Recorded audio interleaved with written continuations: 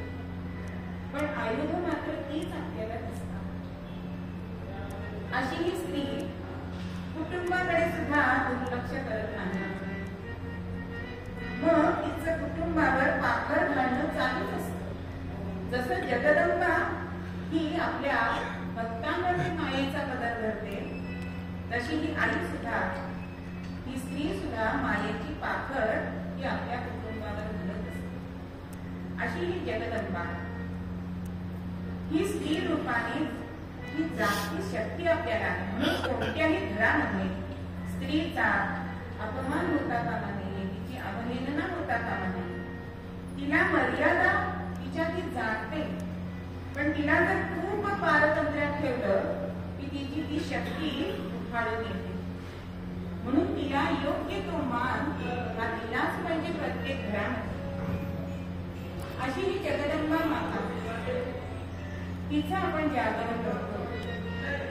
ज्या जगदंबेने हातामध्ये खड्ग धरलेला आहे, तिचा आयुध एक खड्ग आहे. आपल्याकडे सुद्धा प्रत्येकाकडे खड्ग आहे बरं का. आता कोणी म्हणेल आपल्याकडे कुठे खड्ग आहे, आपण कुठे हातात तलवार घेऊन कुठे जातो. पण भगवंताने आपल्याला एक खड्ग दिले आहे, म्हणजे आपली जिव्हा. ही दुधारी शस्त्र आहे की नाही बघा. शब्द हेच कातड, शब्द सुई दोरा, वेतावेत शब्द शास्त्राधारे, बोलावे मोजके, नेमके खमंग खमके, ठेवावे भान देश काल पात्राचे. अहो शब्द या जिभेने आपण बोलतो. शब्द हे कसा शिंपी कापड देतो तसे शब्द देतो हे वापरावे असतात. कारण शब्द हे कात्रीचे पण काम करतात आणि सुई दोऱ्याचं सुद्धा काम करतात. मग कात्री काय करते, कापडाचे 2 भाग करते. पण सुई काय करते, ही शिंपताना आपल्याला टोचते हाताला, ही 2 कापड जोडायचं काम करते. तशी ही जिव्हा जी आहे आपली जवळची तलवार आहे, ती सुद्धा माणसं जोडायचं सुद्धा काम करते आणि तोडायचं सुद्धा काम करते. म्हणून बोलावे नेमके, खमंग खमके. अहो जर एखादा मिळमिळीत बोलत असेल तर काय धुराळ लावला असं आपण म्हणतो. म्हणजे ते शब्द सुद्धा मोजके नेमके, म्हणून आपल्याला काट्या दिसत्या की थोडक्यात आपलं म्हणणं मांडा असं लिहिलेलं असतं की बऱ्याच चौकशीच्या इथे. म्हणून आपण काय बोलतोय, कुठे बोलतोय, कोणासमोर बोलतोय ह्याचं भान आपण ठेवायला पाहिजे. म्हणजेच हे जे आपलं खड्ग आहे त्याचा वापर आपण योग्य तऱ्हेने करतो असा त्याचा अर्थ होईल. कारण असं म्हणतात की तलवारीने किंवा एखाद्या शस्त्राने झालेली जखम ही भरून येते, पण ह्या जिव्हेने झालेली जखम जी मनाला झालेली असते ती आयुष्यात कधीही भरून येत नाही. अगदी तो मनुष्य नंतर कितीही चांगला वागला तरी आपण ती गोष्ट विसरतो का, त्याने आपला अपमान केलेला, आपली मस्करी केलेली हे आपण विसरत नाही. म्हणून हे जे शस्त्र आपल्याला देवाने दिलेलं आहे ते मोजकं आणि नेमकं जिथे हवं आहे तिथे योग्य तऱ्हेने वापरावं. असं हे भगवतीचं आजचं आयुष्य आहे. आजचं आपण 3रं पीठ बघायचंय ते म्हणजे रेणुका माता. माहुरगडची रेणुकाची एक विरा आई, रंगकेशरी तुझ्या मूर्तीचा गरबा केला. तुझ्या देवता भक्तांची तुझं अलंकार केली, ब्रह्मा विष्णू महेशांनी घोर तुझे. माहुरगडची ही रेणुका हा एक अनघड असा तांदळाचा आहे. फक्त तिचं मुख आहे आणि तिला चारी बाजूला चांदीची अशी मंडप लावलेली आहे. तिच्या मूर्तीखाली त्या तांदळाखाली सिंह. तिची उंची, त्या चेहऱ्याची उंची तिची 5 फूट साधारण आहे आणि उंची 4 फूट आहे. या रेणुकेला पिवळं वस्त्र आवडतं आणि तांदूळ तिला देतात. की तिचं वैशिष्ट्य आपल्याला बघायला मिळतं की तिथे तिला तांदूळाचा नैवेद्य दाखवला जातो. अशी ही रेणुका माता सगळ्या भक्तांवरती मायेचा पदर धरते, मायेची सावली धरते. म्हणून विष्णुदास एका पदामध्ये म्हणतात, माझी रेणुका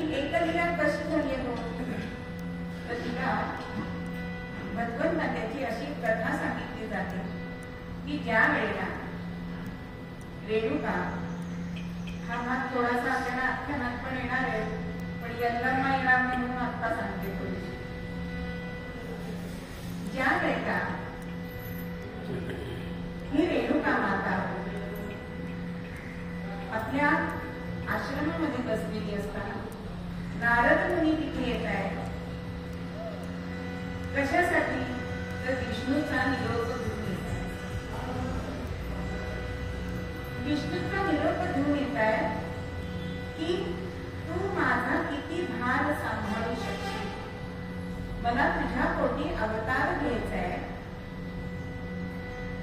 असा जेव्हा नारदांनी विष्णूतर्फे विचारणा केली आहे तेव्हा ती म्हणते की अदितीच्या पोटी वामन अवतारामध्ये तू फक्त ब्राह्मतेजच घेऊन आलीस, म्हणजे तुझी शक्ती होती ती विश्वव्यापक होती. पण माझ्या उदरी जेव्हा तू येशील तेव्हा ब्राह्मतेज आणि क्षात्रतेज या दोन्ही मिळून तू माझ्या उदरी ये आणि विश्वव्यापकच नाही तर ब्रह्मांड व्यापक अशी शक्ती मी तुझ्या झेलायला सिद्ध आहे. आणि त्या वेळेला विष्णूंनी असं सांगितलं, नाम तुझे रेणुका राहील,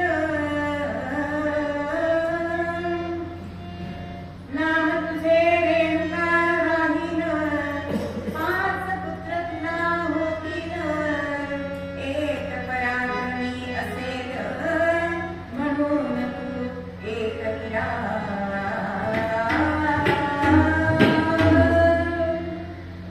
तुला जरी 5 पुत्र झाले तरी त्यातला एक वीर असा होईल म्हणून पुत्र व्हावा ऐसा होता त्याचा तिलोकी झेलला असं म्हटलेलं आहे. आणि त्या एक वीरामुळे तुझं नाव हे एकवीरा पडेल. म्हणून रेणुकेचाच अवतार ही एकवीरा आहे. कायस्थ प्रभू कोळी यांचीही कुलदेवता. दरवर्षी हा कोळी समाज ज्या वेळेला नारळी पौर्णिमा होते त्यानंतर तिचं दर्शन घेतल्याशिवाय समुद्रामध्ये नौका सोडत नाही. तिचं पूजन करायला ते येतात आणि तिची प्रार्थना करतात. एकवीरा आई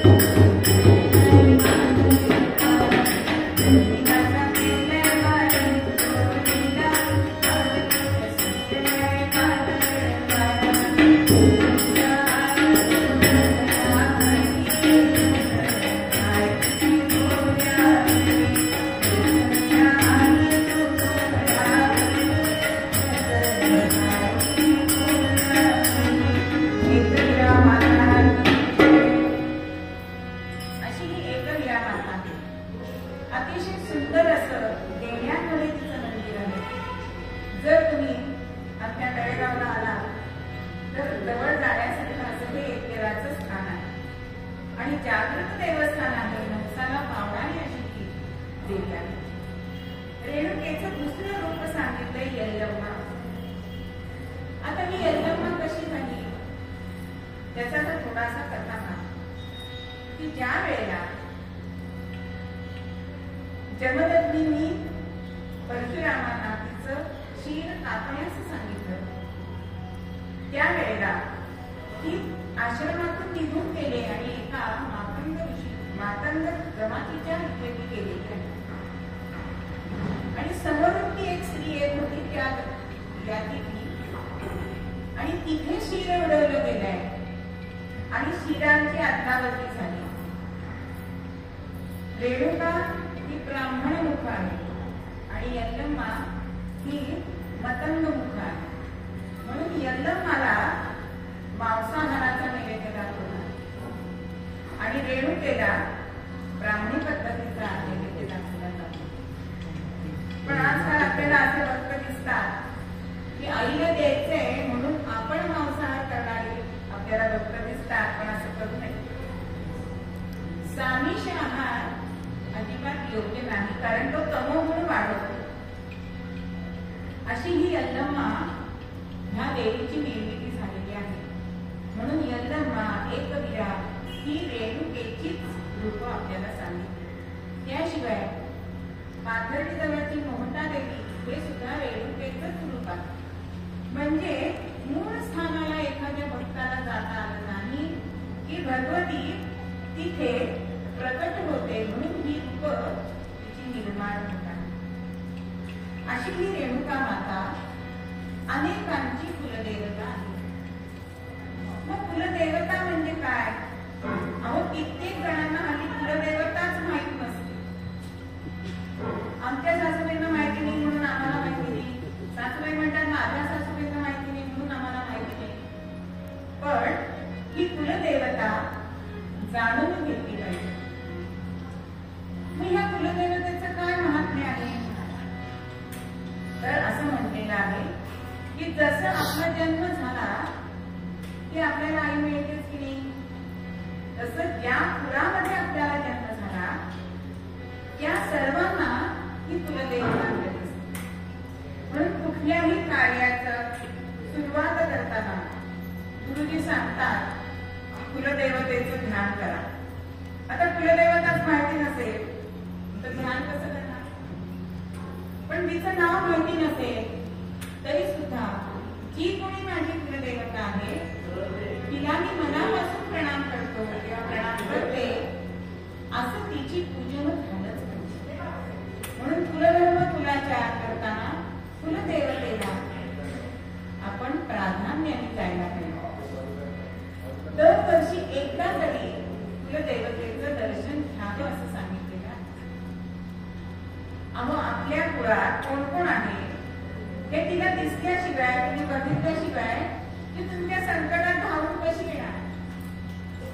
जर आपल्या नातेवाईक कितीतरी पूर्वी चुली असायच्या, चुलत पण संबंध असले की आपण ओळखायचो की नाही की आम्ही मावस भावंडो असं सुद्धा आपण सांगत असतो. पण मग तुम्ही बघितलंच नसेल तर ती कुलदेवता आपल्याला ओळखणार नाही. म्हणून कुलदेवतेला दरवर्षी एकदा तरी सहपरिवार आपल्याला जायला पाहिजे, दर्शन घ्यायला. मग ही कुलदेवता काय करते? तर ती आपली मार्गदर्शक आहे, रक्षक आहे आणि ती नियंत्रक सुद्धा आहे. आपण जर चुकीच्या मार्गावर जात असू तर ती आपल्याला योग्य मार्गावर आणणारी अशी आहे. म्हणून हिची उपासना, तिचे पूजन अर्चन हे झालंच पाहिजे. कारण कुलदेवता जी आहे ती इष्टदेवता आणि कुलदेवता यांना मिळवून देण्यासाठी आपल्याला ती मदत करत असते. मग हिची उपासना करायची ती कशी असावी? तर ती धर्मनिष्ठ असावी. आणि उपचार कसे असावे? तर विज्ञाननिष्ठ असावे.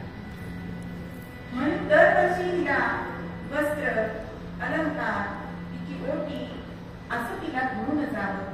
तिच्या आवडीचा प्रसाद तिला घेऊन जावा, म्हणजेच आपल्याला ती पावते.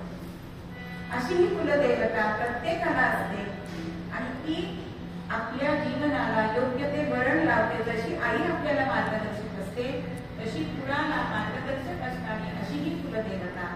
म्हणून तिचं दररोज ध्यान करावं. आपल्याला ती कळली तर तिचा एखादा ध्यानाचा श्लोक असतो, नाही पाठ झाला एखाद्या ठिकाणी लिहून ठेवायला जाता येता आपल्याला दिसतो आणि तो पाठ होऊन जातो. पण दररोज तिचं स्तवन करावं, तिला हाक मारावी, म्हणजे ती आपल्या संकटामध्ये धावून येणारी असते. आजचा रंग आहे निळा रंग आहे. हा रंग कशाचा द्योतक आहे, कशाचं प्रतीक आहे? तर निळा रंग हा भव्यता दाखवतो, तसंच गूढ सुद्धा दाखवतो. गूढता पण त्याच्यामध्ये दिसते. मनाला शांती देणारा असा हा रंग आहे. अगदी आपलं आकाश निळं असतं. आपण आकाशाकडे बघितलं की त्याची व्यापकता किती आहे, त्याची विशालता किती आहे हे आपल्याला कळतं. पण ते समुद्राचं आपण निळं पाणी बघितलं की त्याच्यातली गूढता, त्याच्यातली खोली किती आहे हे आपल्याला कळतं. म्हणून असा निळा रंग हा आपल्याला शांततेचा परिघ देत असतो. आज जीवन इतकं धकाधकीचं झालंय की आपल्या मनाला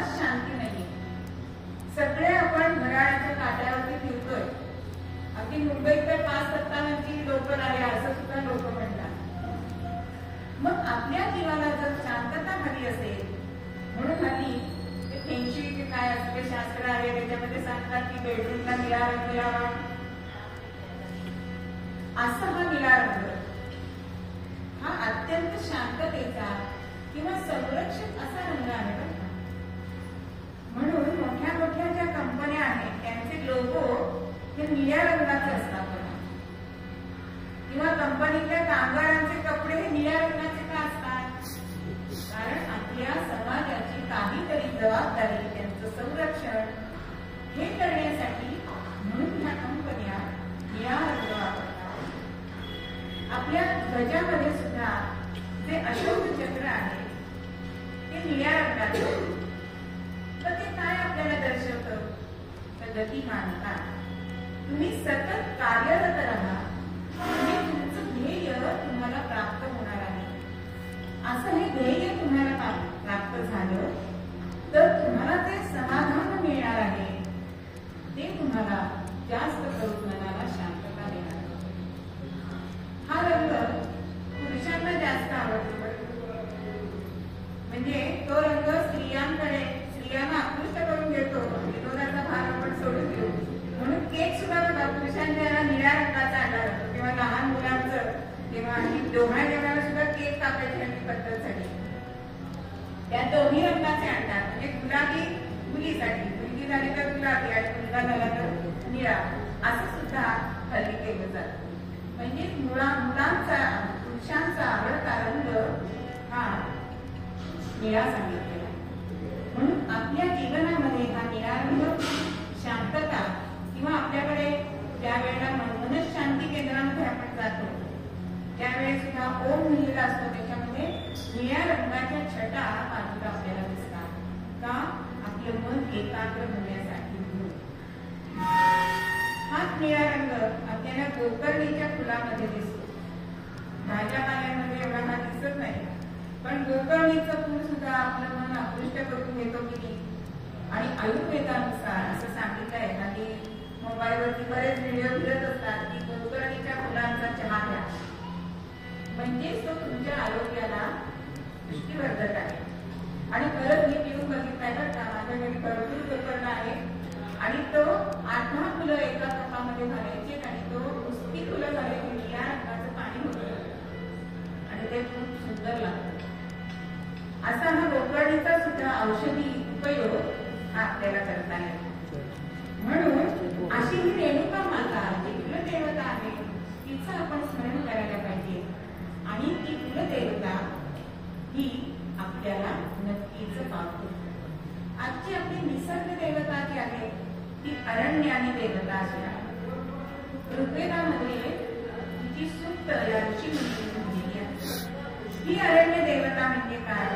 तर आपली नदनाई मोठी मोठी जंगल, की या जंगलामध्ये अनेक औषधी वनस्पती आपल्याला दिसतात. आज सुद्धा भीमाशंकरच्या इथे जर आपण गेलं तर मोठं वन तिथे आहे की हे सगळे आयुर्वेदाचार्य तिथे औषधं गोळा करण्यासाठी म्हणून जातात. म्हणून अनेक प्रकारची औषधं या अरण्याने देवतेमध्ये मिळतात. ती पण आपल्या पक्ष्यांशी पशूंशी ज्या जंगलामध्ये आले त्यांच्याशी सुद्धा बोलते. अनेक अशी सुगंधी उठणी म्हणजे प्रत्येक फुलाला जो सुगंध आहे तो ती आपल्या अंगाला उठण्यासारखा लागत असते. या देवतेला भय आहे ते अगदीच. म्हणजे आपण म्हणतो की जंगलाला वणवा जर लागला तर सगळं जंगल भस्मसात होईल. पण आज आपण ही जंगलच कमी केली. म्हणून कधीतरी कॉन्क्रीटच्या जंगलात जंगलात करत जातो. या जंगलामध्ये आपण गेल्यानंतर आपल्या मनाला एक उत्साह मिळतो. आज सुद्धा एवढी मोठी घनदाट जंगल आहे की तिथे भर 12 वाजता सुद्धा सूर्यकिरण जमिनीवर पोहोचत नाही. मग अशा या जंगलामध्ये आपल्याला आपल्या जीवनामध्ये येणाऱ्या जी संकट आहेत त्यांना तोंड देण्यासाठी आपल्याला सामर्थ्य मिळू शकते. म्हणून अशा या वनस्पतींना सुद्धा तुकोबा आपले सगळे सोयरे मानतात की नाही. म्हणून एका अभंगामध्ये ते म्हणतात, वृक्षवल्ली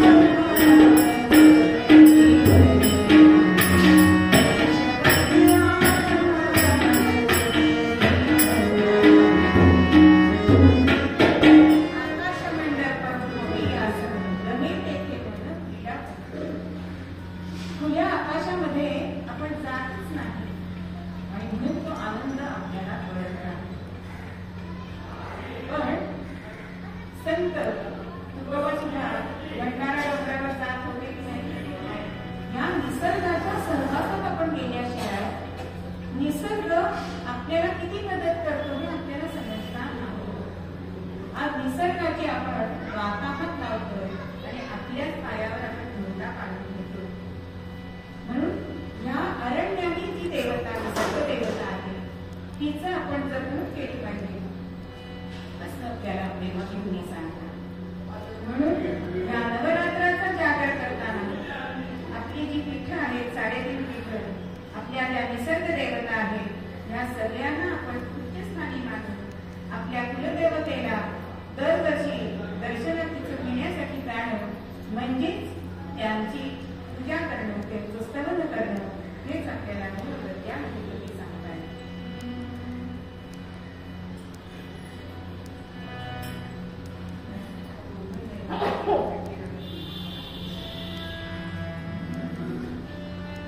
तुझीच आई विविध रूपे भक्तांना रक्षिती, ब्रह्मा विष्णू महेशाही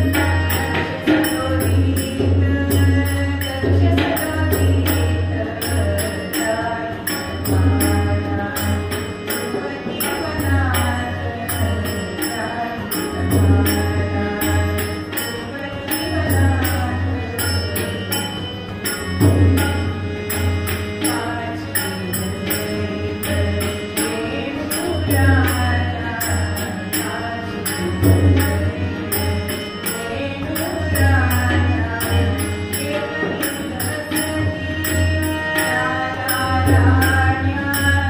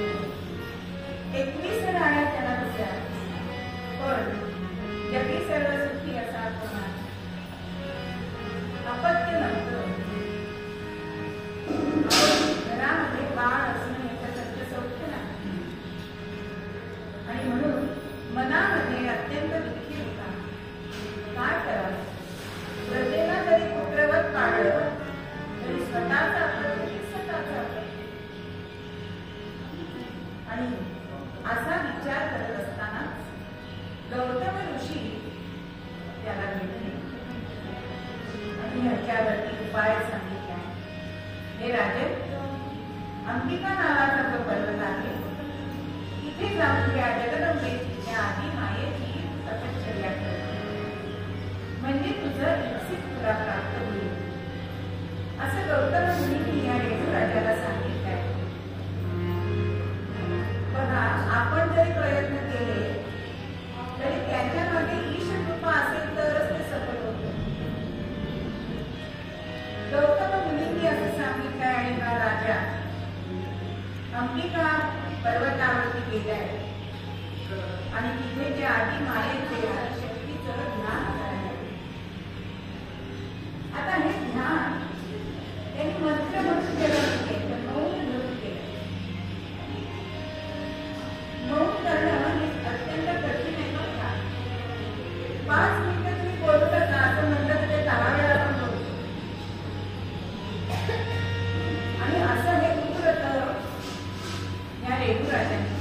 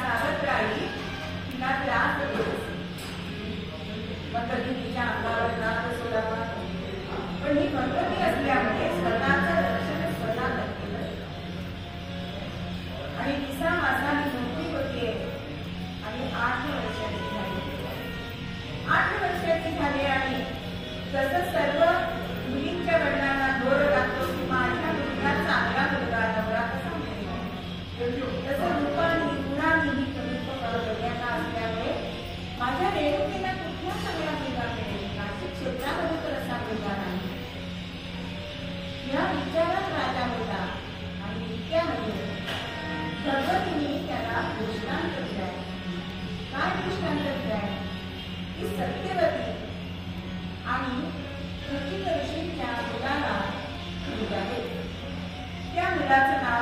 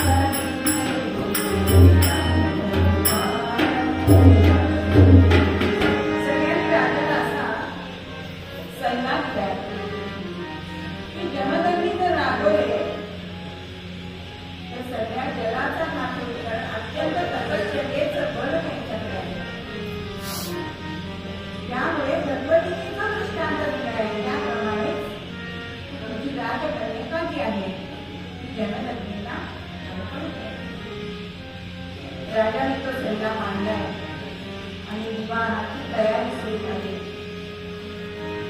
विवाह सोहळा झालाय, 16 दिवस चाललाय आणि होता होता सगळे विधी पार पडले आणि पाठव इथे गेले. पूर्वीच्या काळी खरंच मुली लहान असतात आणि आई वडील त्यांना त्या गोष्टी सांगत असतात. आज आपल्याला दिसतंय तुझं नाही ना पडत ते निघून मागली असं सांगण्यासाठी आल्या आहे. पण ती सासरी कशी व्हा असं हे राजा राणी सांगितलंय, तुला सांगताय.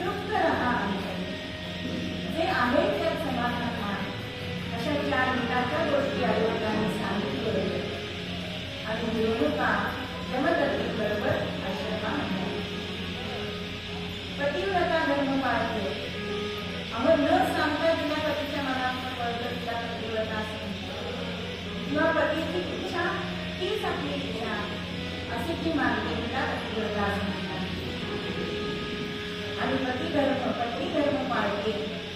आश्रमामध्ये होते. ही मुलं शिक्षण घेण्यासाठी होती. त्यांची मातृवत असते, पालन पोषण करते, गोसेवा करते. कारण या जमदत्तींना इंद्राने कामधेनू केली.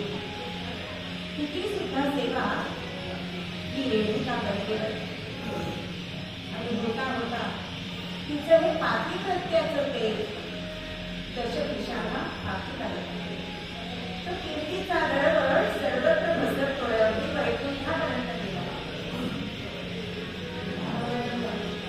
आणि मगाच्या पूर्वरत्नात जसं सांगितलं तसं नारद मुनी तिथे आले. नारायण नारायण नारायण. आणि भगवान विष्णूंचा तिला निरोप दिलाय. तेव्हा ती सांगते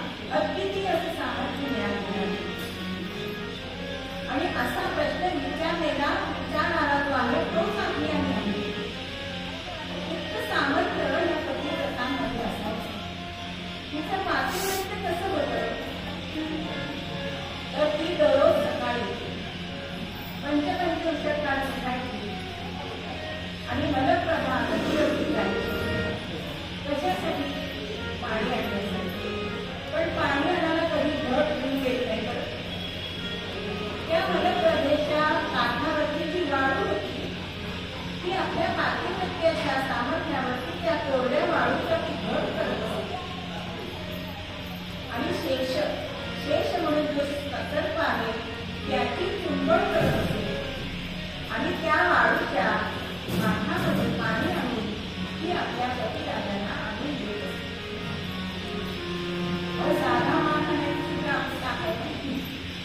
कोरड्या वाळूचं घट तयार करून म्हणजे किती पातेसरती असेल.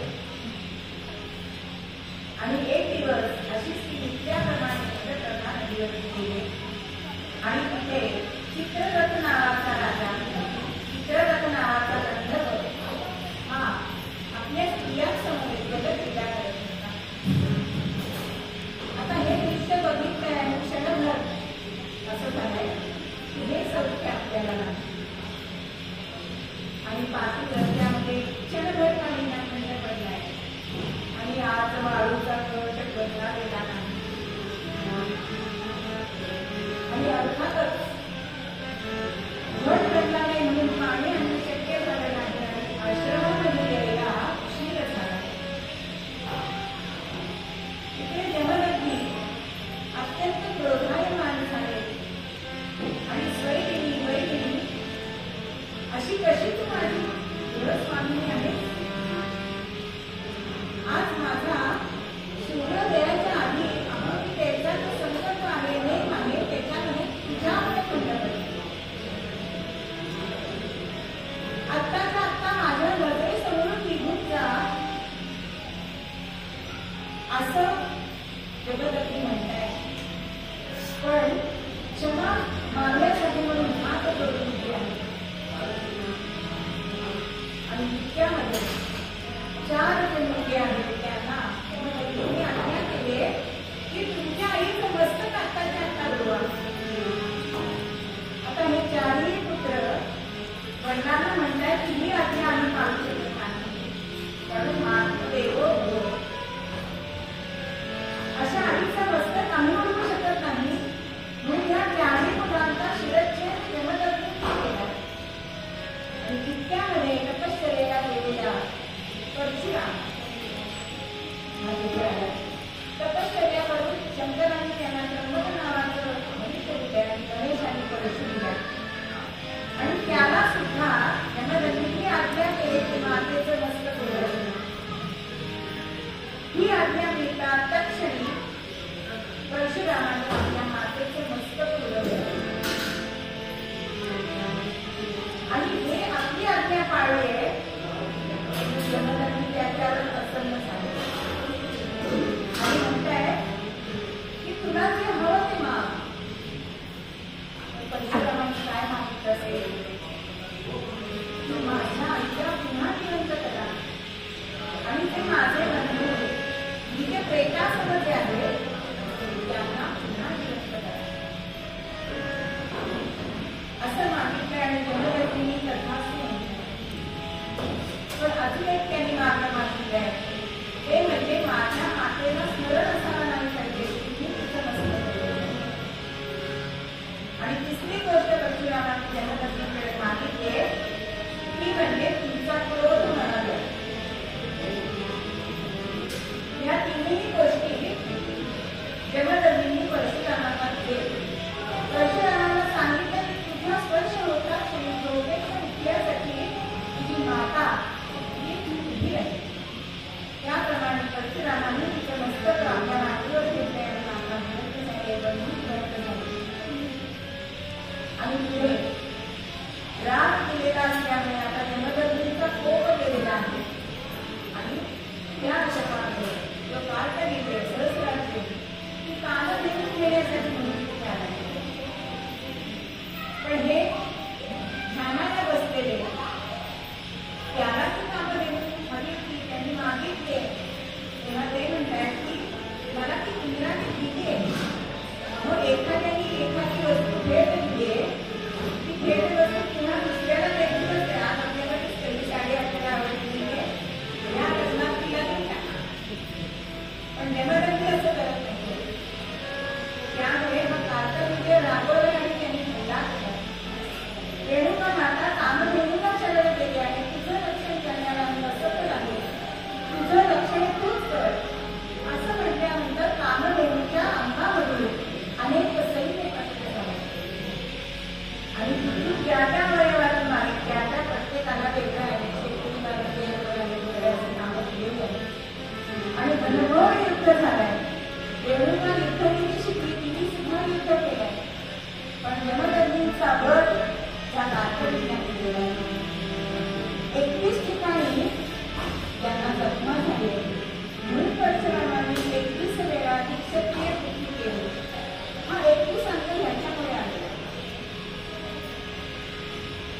आणि मग रेणुका असं सांगते की मला पतीबरोबर सहगमन करायचं आणि त्यामुळे परशुरामाने अशी भूमी शोधली की आजपर्यंत त्या भूमीवर कोणी गेलेलं नसेल आणि ती भूमी म्हणजे माहूर आणि तिथे यमदग्नींचं दहन केलंय. अर्थात मातृभक्त असणारे परशुराम त्यांना अत्यंत वाईट वाटतंय. तेव्हा मी मातृहृदयी रेणुका त्यांना सांगते की मी पुन्हा येईल, तू आत्ता इथून निघून जा. परशुराम निघाले. सांगताय तू मागे बघू नकोस, पण आईला परत बघावं असं वाटतंय. मी मागे बघितलंय तर सर्व शरीर जळून गेलंय, फक्त चेहरा राहिलाय. म्हणून रेणुकेचा फक्त मुखवटा आहे. किंवा काही ठिकाणी अशी कथा आहे की जमिनीतून ती परत प्रकट होत असताना तिचा मुख बाहेर आलाय आणि परशुरामाचं मागे बघितलंय म्हणून तिचा फक्त मुखवटा आहे. अशी ही रेणुका माता जी एकविरा आहे, जन्म आहे, पण ती भक्तासाठी धावून येणारी आहे. अनेक तिची पदं या विष्णुदासांनी रचलेली आहे. असं ही रेणुका आज आपण तिसऱ्या माळेला बघितल्या. अशी ही रेणुका माता सगळ्यांची कुलदेवता आहे. त्या अलंकारांनी अशी मूळ वर्षामध्ये आपल्याला सांगतात.